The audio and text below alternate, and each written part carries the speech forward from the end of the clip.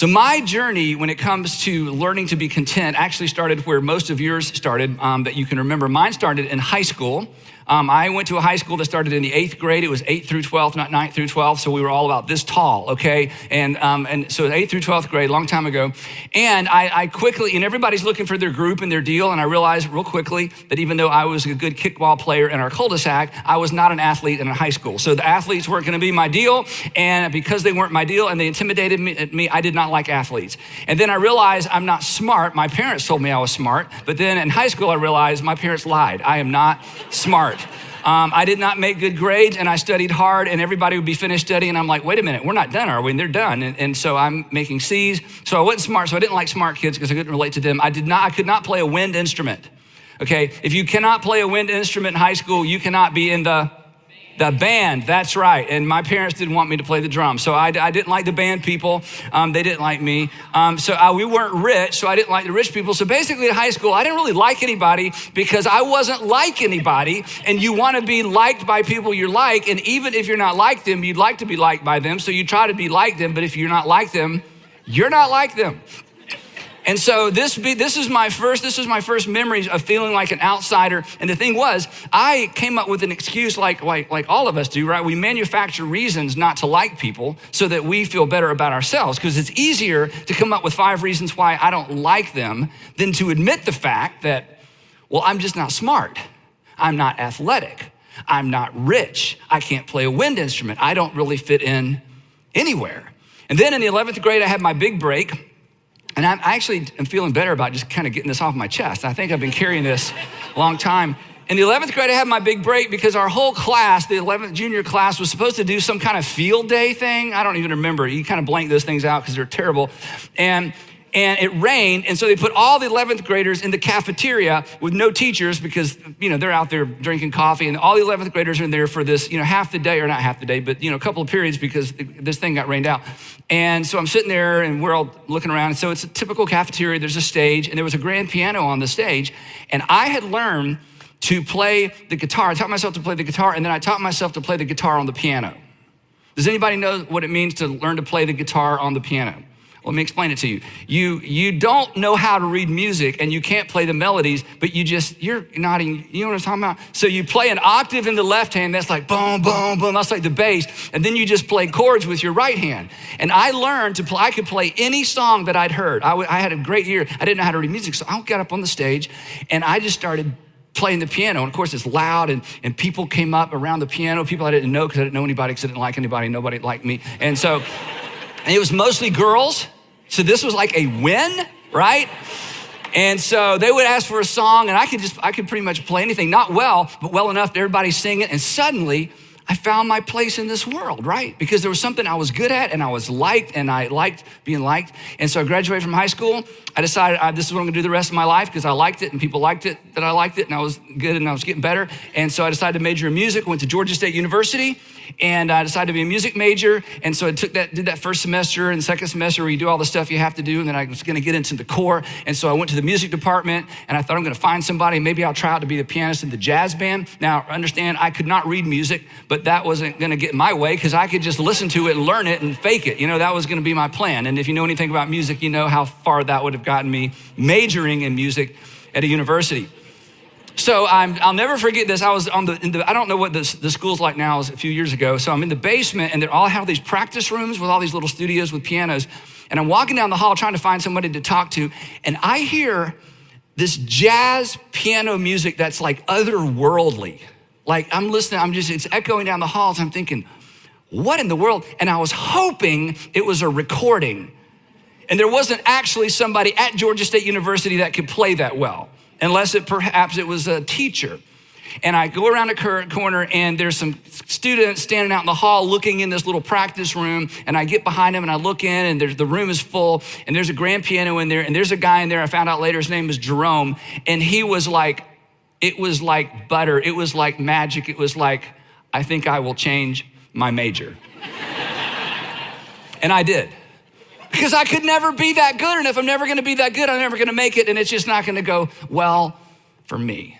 So, the moral of the story is, and you know this, and I'm just gonna put some words around some stuff that you already know. There is always somebody with more, right? You know this, right? There is always someone who is richer, who is skinnier, who is smarter, who is hipper, who is more talented-er, or their girlfriend is prettier, or their boyfriend is cuter, or their job is better-er. I mean, everywhere you look, whatever you want to do, whatever you want to be good at, whatever you think you're good at, and whatever you think you've accomplished, there's always somebody with more-er. So what we do, or what I did, I shouldn't put this on you, maybe it's just me. What I did is I looked around for people with less-er. So because when I was with people who had less-er than my then I felt superior. And we all want to feel like we kind of got it going on and we want to feel a little bit superior. So this becomes a dynamic that we live with. And I don't think it ever goes away. And then there's some of us, and this isn't me so much, or maybe it is, but I don't know if I want to go this far in public confession. But there's some of us that don't even want to be an We want to be an est. We want to be the rich est. I want to be the smart est. You want to be the healthy est. You want to be the cute est. You want to be the skinny est. You want to be the pretty est. You want to be the retweeted est, okay? You want an est, right? So the moral of the story is there's just no win. There's never, ever, ever any win in comparison. You may have heard this before. You may have heard me say this before. There's just no win in comparison. In fact, comparison is what puts the dis in discontentment. And discontentment fueled by comparison, as we're gonna see in a few minutes, and as all of us already have a story, this isn't new information, discontentment fueled by comparison is actually very dangerous. Okay, some of you have consumer debt because you stared at somebody else's lifestyle for too long, didn't you? Some of you have consumer debt because you stared at what somebody else drives for too long. Some of you have consumer debt because you visited their house. You should have never visited their house, because when you went back to your house, you kind of walked around like this, like, man, these 8-foot ceilings, I feel like they're coming down on me. Man, I need 10 or 12-foot ceilings, and you went out and got yourself another mortgage, and now you got all this debt. And the reason, and you hate it. I mean, we all hate debt. That's just the worst thing to have to live with. It just seeps into all of our relationships. Money is kind of weird in that way. Money becomes emotional when you owe money. You've learned that. We've all learned that as adults. But unfortunately, you've lived long enough to experience what happens when you stare at what other people have that you don't have. It becomes very dangerous. It becomes dangerous relationally. It becomes dangerous. I mean, some of you are dieting yourself to death. Some of you are working yourself to death. Some of you are studying yourself to death. And what's driving you tell yourself, well, I'm just trying to maximize my potential. But that's a good thing, to maximize your potential. But unfortunately, we're trying to maximize somebody else's potential that doesn't even know we're competing with them. And oftentimes we're killing ourselves financially, relationally, emotionally. It goes on and on and on. And it's because we live in a world, obviously, where we know what everybody else has and we know what everybody else drives. And then it gets really weird relationally, like I experienced in high school and with a couple of groups of people or types of people, I've really struggled my whole life. And I'm old enough and mature enough to know now it's my issue, not theirs. But this whole comparison thing, this will put you at odds with people that you know you'll never be like, that you know you'll never be as much as whatever it is you want to be as that they are as, that you just aren't going to be able to measure up to. So we do what I did in high school. We don't outgrow this. We kind of shrink back and we create reasons why they're not okay. The problem is they're okay. It's just that we're not okay. And you find yourself not being able to get along with certain kinds of people who remind you of who you'll never be and what you'll never look like and who you'll never marry and what you'll never do in your future. They got your job. They're living your dream and you're just miserable. And then again, because of the world we live in, and this isn't gonna change. So please don't hear me about to give you the solution to this. I just want you to feel horrible about yourself, and then we'll sing a song. This is church, right? I mean, that's what you do. You just feel bad about yourself. That's the goal. Then you go home and go, I didn't learn anything, but at least we all have the same problem. So anyway, I want to give you a way forward, but the world we live in, I'm like you, I live on a laptop, or I live on my thumbs, and every browser reminds me of what I don't have. Every website, even though I'm not even looking, right? Everybody's tracking us. The other day, Sandra and I were talking about Uber, and we were saying, she says, I wonder, I'm not making this up. She says, I wonder if there's such thing as an Uber gift card. I promise you, on both of our phones, on my iPad and her phone, ads started showing up for you can buy a gift card for Uber. I'm like, I said,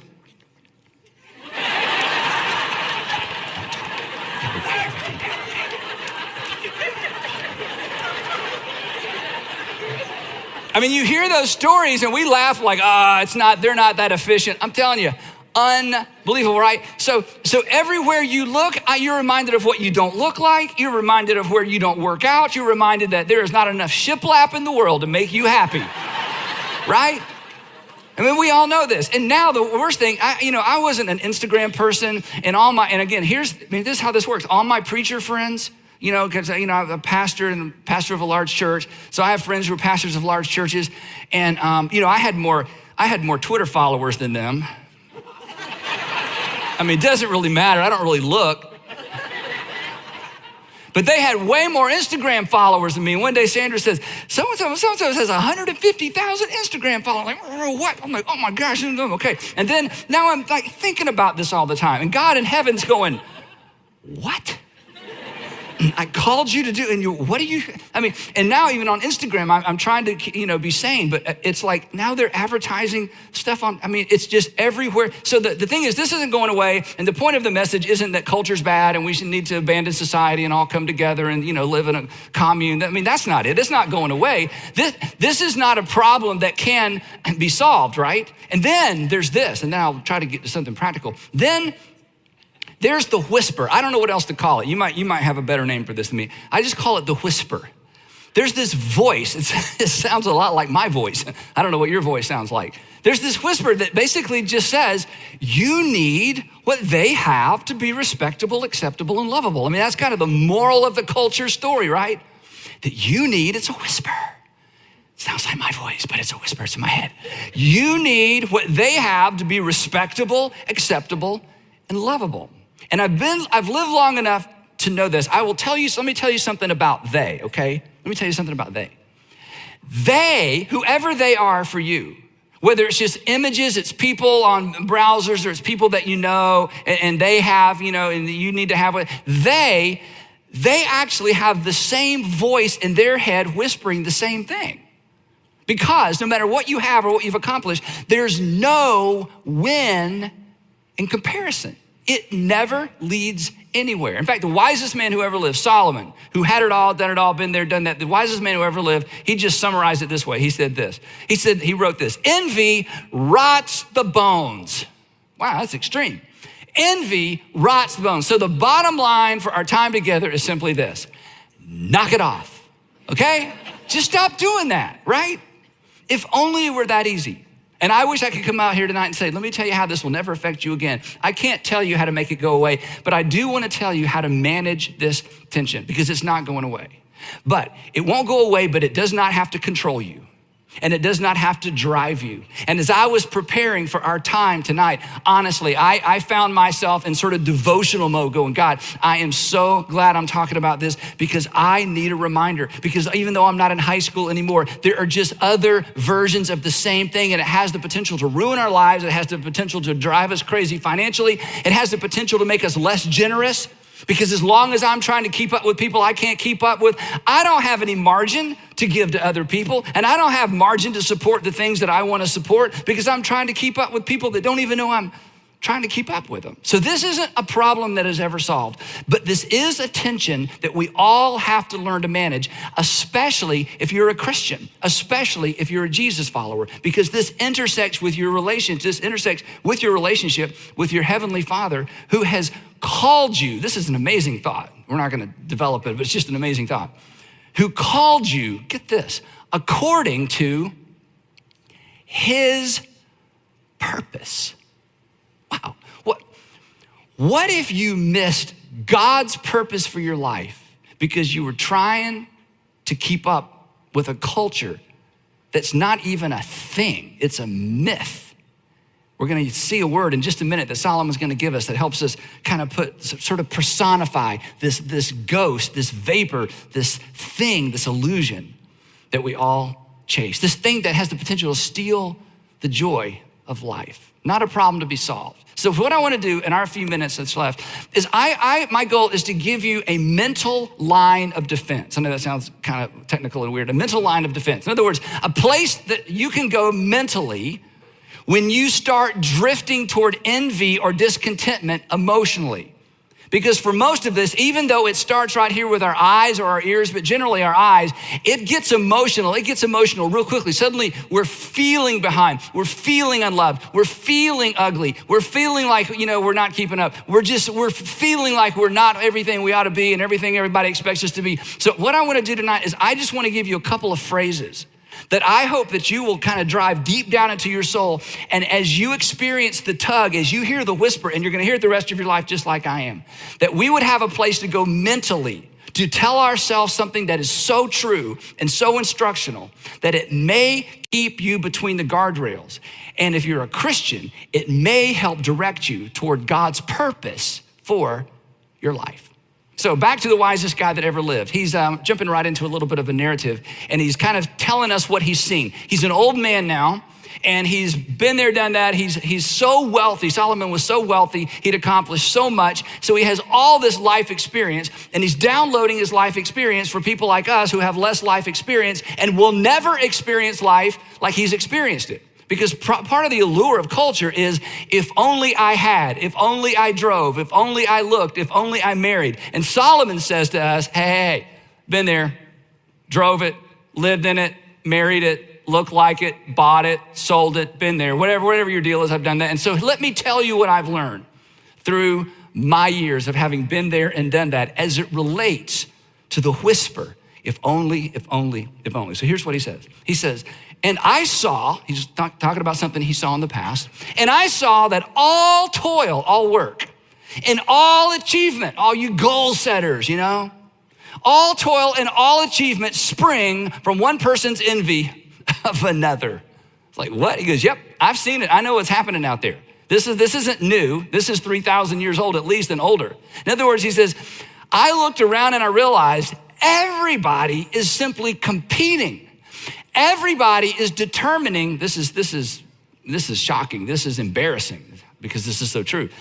Everybody is determining where they are based on where everybody else is.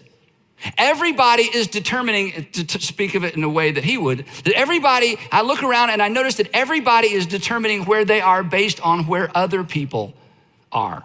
And then he says this too is meaningless. And then he gives us our phrase. Then he gives us this mental image. He gives us a phrase that I want you to memorize. I just want this to become part of your mental language. You know what a mental language is? It's stuff you don't necessarily say out loud. You just think it. And by the way, there are things that you should just think.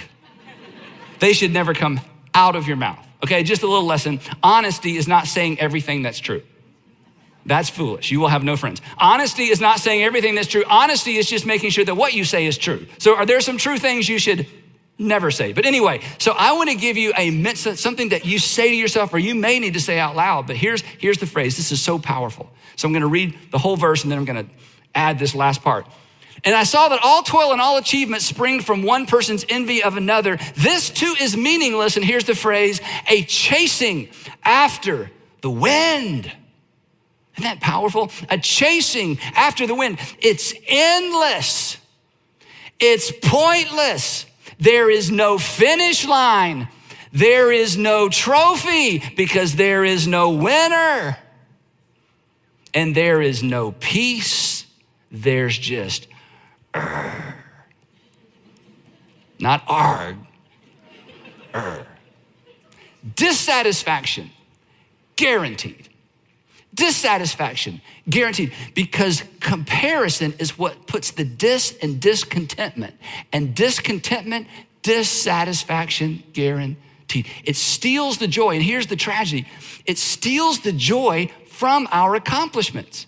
It steals the joy from what we have done. It steals the joy from the goals that we have set and have accomplished, because somebody else has accomplished more, because somebody else has more. So, when you catch yourself, and you know what, here's the thing, you're gonna catch yourself before you even leave this auditorium.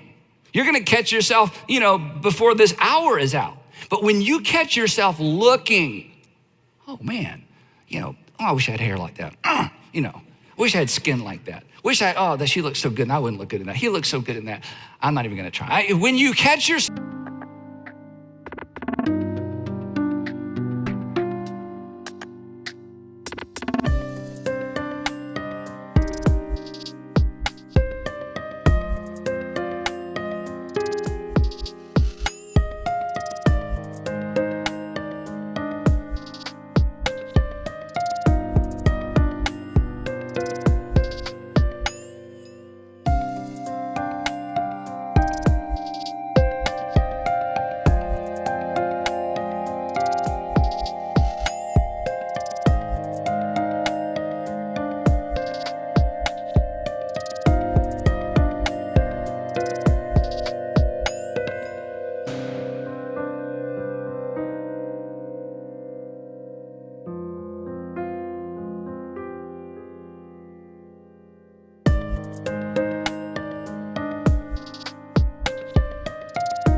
looking, when you catch yourself drifting, when you catch yourself looking and drifting in somebody else's direction, when you catch yourself drifting over into someone else's lane, that's when you say to yourself, and for some of us, I think we should say it out loud, not loud enough for everybody else to hear, but just loud enough to stop us. That's when we say, that's chasing the wind. That's chasing the wind. No. I'm not gonna buy that. That's just chasing the wind. Keep going. It's just chasing the wind. Chasing the wind. And I don't chase the wind. So I want us to say this out loud together, both of these phrases. You ready? Here we go. That's chasing the wind. One more time. That's chasing the wind. And I don't chase the wind. Do you? I mean, come on. This isn't a Christian religious thing. This is just a thing. Do you want to spend the rest of your life chasing the wind? No. Why? Because there's no win in chasing the wind. There's no win in comparison. There's no trophy. There's no finish line. There's no, I did it. You did what? I don't know. I just did it. I know. There's no win, okay? There's always faster, cuter, smaller, younger, hipper, bigger. It's chasing the wind. And come on, I don't know you personally, but I know this. Your life is too valuable and your life is too short and your time is too valuable for you to waste any of it chasing the wind. So the moment those emotions, those feelings of inadequacy, and I'm not rich enough, and I didn't measure up to what my parents thought, all that stuff, whoa. That's chasing the wind, and I don't chase the wind. Now, fortunately, Solomon's not through, because he knows there's another side of this, and he knows what some of us are thinking. Because the whole idea of not chasing the wind is not an invitation to be passive. In fact, I remember Solomon wrote this. Solomon accomplished more than you will accomplish in your whole life. And I'm not trying to put you down. I'm just saying, he was the king of a nation, okay? He had endless resources. He built a temple. You can still, go see the base of the temple. He's an amazing person. So he wasn't passive. He wasn't like, just live and let live. It doesn't matter. You live today and gone tomorrow. He said some things like that in Ecclesiastes. But in terms of his life personally, he accomplished a great deal. So here's what he says. He says, now don't take this to an unhealthy extreme. Fools fold their hands and ruin themselves. Fools say, well, you know what? Since I can't keep up, since everybody's better than me, since everybody has more talent than me, since everybody had a better family, since everybody else, I'm just not even gonna try. Solomon says, no, only a fool does that. Being unproductive is not the answer. So he brings in this next verse, this is so powerful. It's like if you don't ever read the Bible, you should read the Bible. In fact, start with what Solomon wrote. If you're not a Christian, you're not into the Jesus thing, hey, Jesus wasn't born for a long time. Start with Solomon. He was just a king, and these are just wise sayings. It's just that they're found in the Bible, which is great. And here's what he says next. He says, so he brings these two extremes together. He's like, look, don't spend your life chasing the wind, and don't fold your hands and go, oh, well, why try? Don't spend your life chasing the wind and trying to keep up with people that don't even know you're trying to keep up with them, images on a screen. And at the same time, don't just throw up your hands and give up. And he brings them together in this next statement that's so powerful. Some of you perhaps just need to memorize this statement. He says this, better, I love this, better one handful with tranquility than two handfuls with toil and chasing after the wind. Isn't that great? You're like, I don't even know what it means. I know, I'm gonna explain it in a minute, but it is great. So just but look at the imagery of this. He says, it's better to have one handful with tranquility, which rubs us the wrong way in our culture because our culture isn't about one, our culture is about two, our culture is about more. If I had 4 hands, I'd have 4 handfuls, you know? I mean, it's all about more. He says, okay, I have more than all of you, so just shut up and listen for a second. I'm telling you, 1 handful with tranquility. 1 handful with tranquility is better than 2 handfuls with toil and chasing after the wind. Tranquility means satisfaction.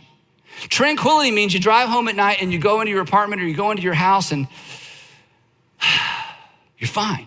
Tranquility means you visit your friend or your older brother or even your younger brother or your older sister or younger sister, and they live in this big old house, you know, and they got a gate. Woo, you got a gate, you know. Hey, can I come in? It's your brother, and they have to be, you know, let you in their gate, you know. Woo, you know. And then you drive home to wherever you live, and you know what tranquility is? Tranquility is, I'm so happy for them, and it doesn't bother me. I'm so happy for them, and it doesn't bother me. I'm so happy for her. It doesn't bother me. You got into your grad school, that's so great. And you got into the school I wanted to go to. You know what? Once upon a time, that would have bothered me so much. I'm not even sure we could be friends, but I've learned that 1 handful with tranquility is better than 2 handfuls of striving and chasing at the wind. Here's the thing. We assume more is better. That's what we're taught every single day. We assume more is better, but chasing more always leaves us wanting more. So here's his point. This is why it's so powerful. Less is actually more when the less you hold is what you were created for. That less is actually more when the less you hold is what you were designed, what you were created for, what you were born to do. Better 1 handful with tranquility than grasping and striving and pretending and competing. Then he goes on. He says, let me tell you something else I saw while we're talking about it. This is so great. Again, he said, I saw something meaningless under the sun. Well, tell us what it is. This is fascinating, Solomon. There was a man all alone. He had neither son nor brother, to which we're like, so what? But see, in this culture, if you didn't have a son and you didn't have a brother, then you had no one to leave your estate to and your wealth to, or even if you didn't have much, you didn't have anybody to leave anything to, because in ancient times, women could not inherit anything.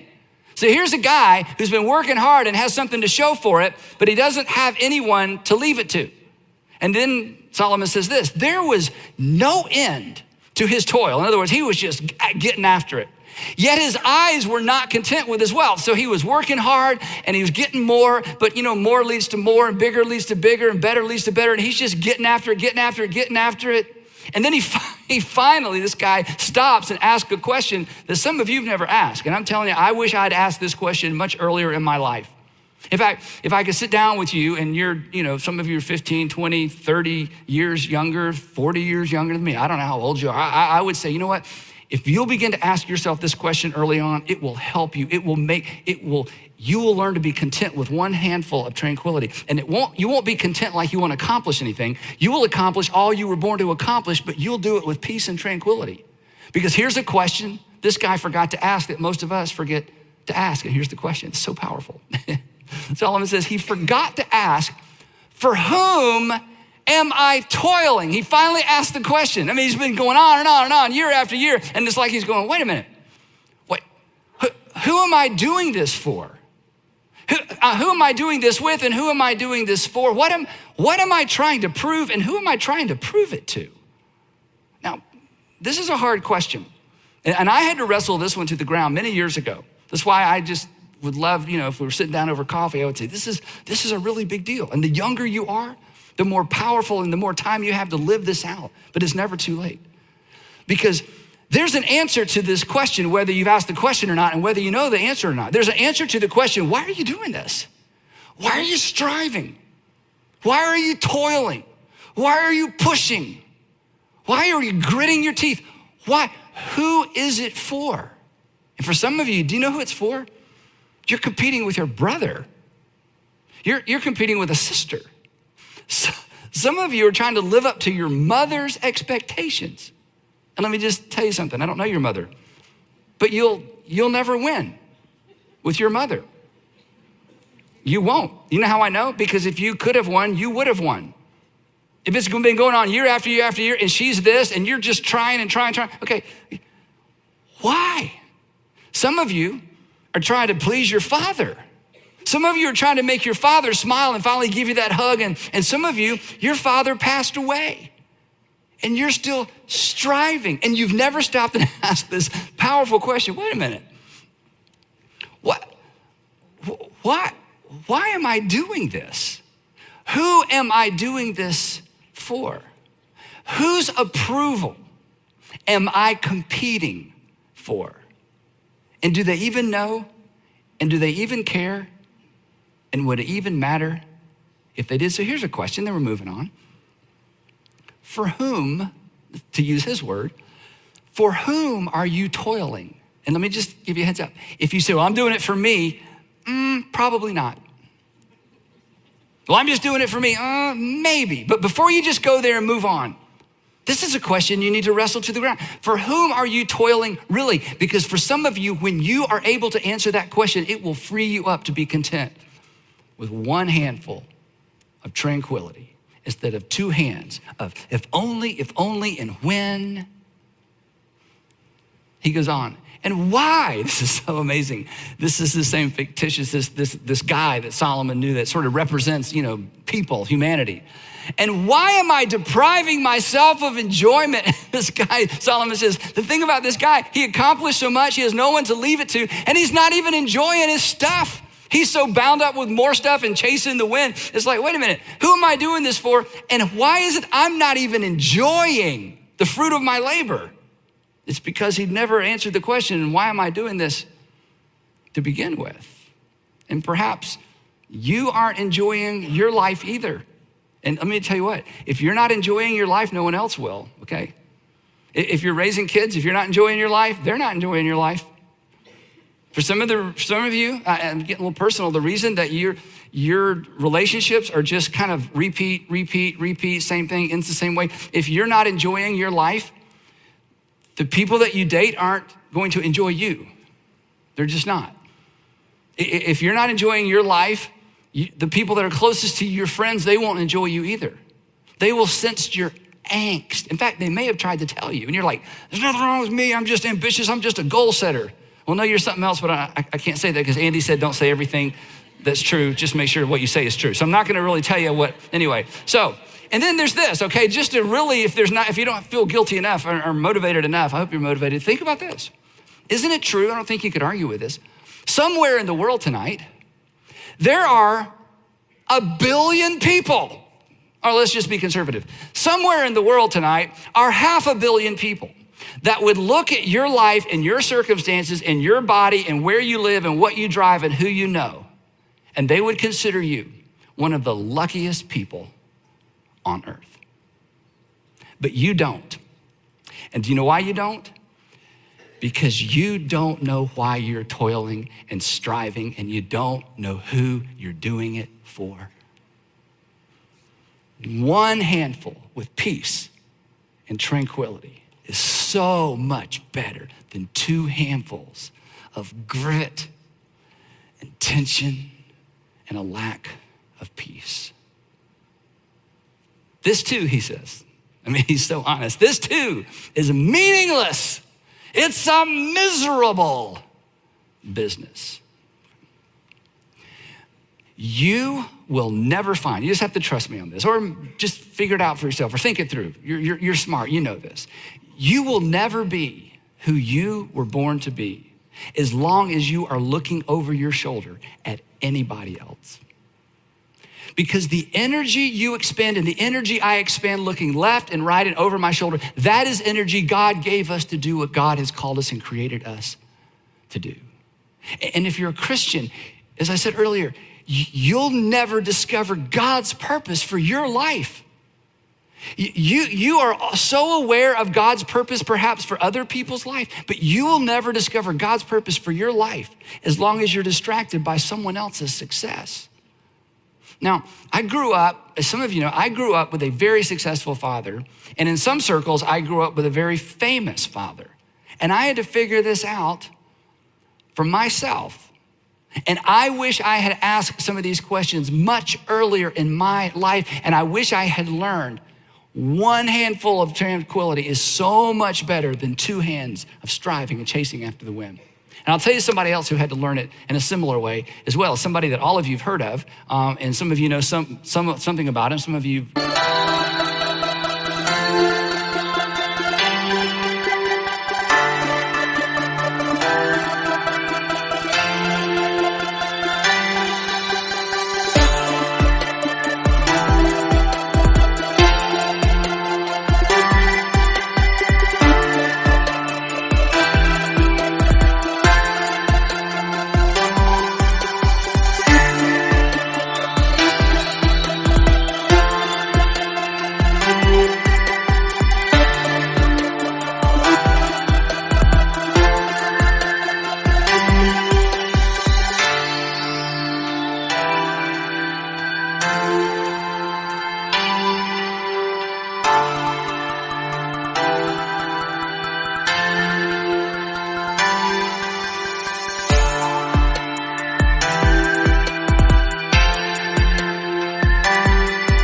Know virtually nothing about him. His name's Joel Osteen, right?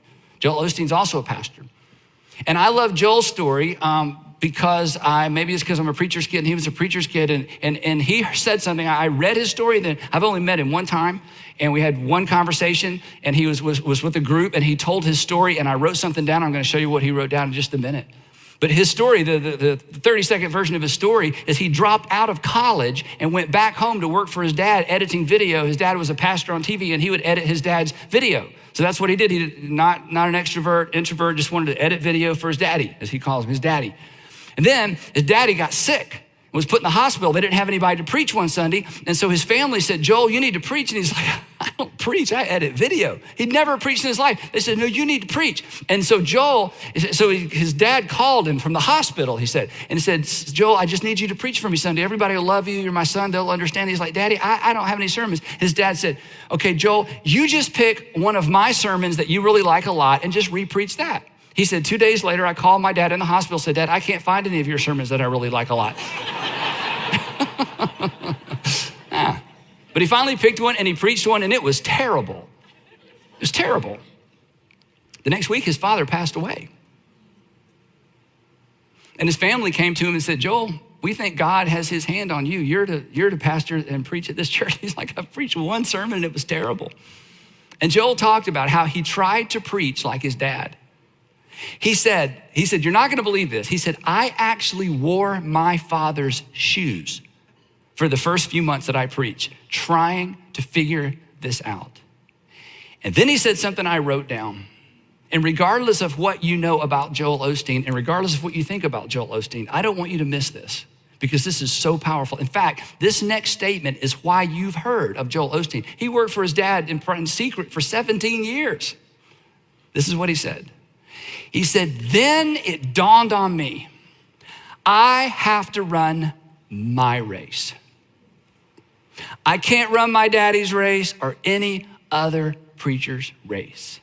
And he's been running his race ever since. And here's why I tell you that story. Look up here. You have to learn to run your race and quit chasing the wind. Back to Solomon. Here's what he says. A heart, this is the entire statement that I gave you the second part of at the beginning. Solomon says this, a heart at peace gives life to the body, but envy rots the bones. You cannot, I don't care how rich you are, poor you are, how good looking you are, where you live, who you're connected to, you cannot compare your way to peace. You cannot compare your way to peace. You cannot compare your way to tranquility. You can't win chasing the wind. God has given you a race to run. And you need to get in your lane and you need to focus and you need to stay there. Look to other people for inspiration and celebrate their success. You look to them for inspiration, but you don't look to them for imitation. When you see somebody knocking it out of the park, maybe somebody living your dream, somebody driving your car, somebody going to your school, getting your degree, you celebrate them. You say, I'm so happy for you, but I am running my race and I am staying in my lane. I'm not gonna waste an ounce of my energy resenting you. I'm not gonna waste an ounce of my life being jealous of you, because I'm running my race in the lane that God has put me in. Jordan Peterson in 12 Rules for Life, a fabulous book, he says it this way. I love this quote. He says, compare yourself to who you were yesterday, not to who someone else is today. That is great advice, isn't it? If you've got to compare yourself to who you were yesterday, because if who you were yesterday is not as great as who you are today, then you're making progress. Compare yourself to yourself, but don't waste your life and waste your energy comparing yourself to other people.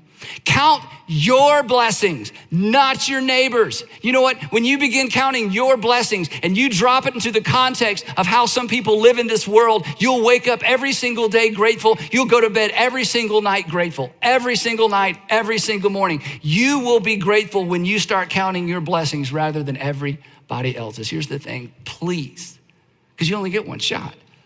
Don't miss the life. Don't miss what life. Don't miss the life God has for you, and don't miss what life has for you. You will never experience your life fully.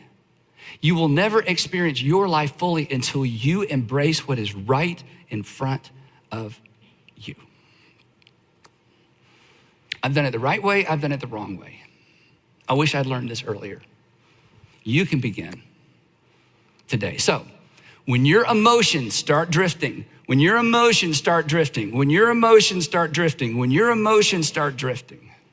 start getting the best of you, you stop and you just declare to yourself, I say you declare it out loud, I will not chase the wind. I will run my race in my lane. I will not chase the wind. That's good for you. Congratulations. That's great. I will not chase the wind. I will run my race in my lane. And if you do, you will become the person God created you to be. But if you aren't willing to take my advice, and if you aren't willing to take Solomon's advice, and if you're not willing to take Jordan Peterson's advice, then I think you should at least take it from Bruce. Find your lane and run in it. Because after all, tramps like us, baby, we were born to run.